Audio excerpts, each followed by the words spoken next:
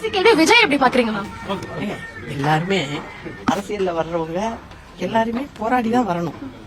அதனால யாரும் வர்றத நம்ம வர வேண்டாம்னு சொல்ல முடியாது, வரவேற்க தான் செய்யணும். அதனால மக்கள் என்ன முடிவு எடுக்கிறாங்க. அம்மா கூட இருந்ததுனாலயோ தெரியல, இவங்க தெளிவா பேசுறாங்க.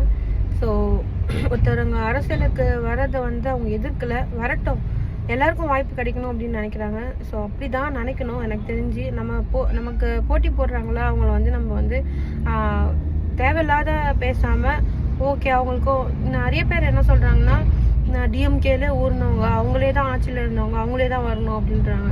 ஏன் புதுசா யாரோ வந்தா ஒத்துக்க மாட்டீங்களா? அதுவும் இல்லாம இன்னொன்னு சொல்றாங்க, அவருக்குன்னா தெரியும் பால் புட்டி அப்படி இப்படின்றாங்க. இல்ல நீங்க பிறக்கும் போதே இருப்போம், இல்ல பேச ஆரம்பிச்சுட்டு நீங்க படிச்சு முடிச்சுட்டு அதுக்கப்புறமா தான் பிறந்தீங்களா? பிறந்து அதுக்கப்புறமா தான் ஒண்ணு தானே கத்துக்கினீங்க. அதே மாதிரிதான் தெரியாத விஷயத்த கத்துக்கிட்டோமே வரும் கொஞ்சம் கொஞ்சமா. ஏன் அது முடியாது? ஏன் கத்துக்க முடியாதா யாராலையும் எதுவுமே? இப்ப எனக்குமே அரசியலை பத்தி எதுவுமே தெரியாது. படிக்கும் போது கூட பிளைண்டா தான் படிச்சேன். ஸ்கூல் படிக்கும் போது அரசியல் பத்தி வரும், ஸ்கூல்ல போற பத்தி வரும், எல்லாமே பிளைண்டா தான் படிச்சேன்.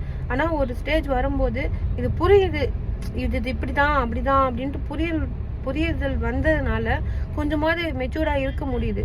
ஸோ அந்த புரியுதல் வரத்துக்கு தான் நமக்கு டைம் எடுக்கும்.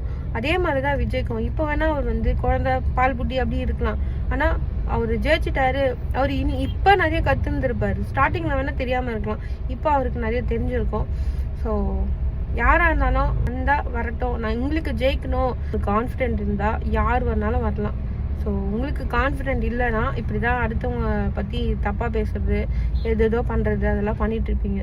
விஜய் கூட ஒரு கில்லில ஒரு டைலாக் சொல்லியிருப்பாரு, தம்மா தூண்டு பிளேட்ல வச்ச உன் நம்பிக்கைய, அந்த நம்பிக்கைய உன் மேல வை அப்படின்னு சொல்லிட்டு.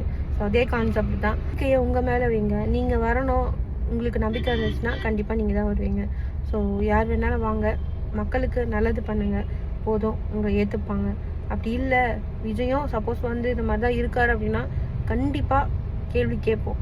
நானுமே கேட்பேன், இந்த மாதிரி நிறைய கிரியேட்டர்ஸும் கேட்பாங்க. ஏன்னா புதுசா வந்தா மாற்றம் வரும் அப்படின்னு நம்புறாங்க எல்லாரும். ஸோ அந்த நம்பிக்கையை உடைக்க மாட்டீங்கன்னு நாங்கள் நம்புறோம், நினைக்கிறோம். நிறைய பேர் மனசுல அது இருக்கு. ஆனா நீங்க அந்த நம்பிக்கையை உடைக்கிற மாதிரி பண்ணிட்டீங்கன்னா அதுக்கப்புறம் நீங்க அரசியல் பத்தி யோசிக்கவே முடியாத அளவுக்கு மக்கள் பண்ணிடுவோம். ஸோ பாருங்க, பார்த்துக்கோங்க. நீங்க பண்ண மாட்டீங்கன்னு நாங்கள் நம்புறோம். ஓகே.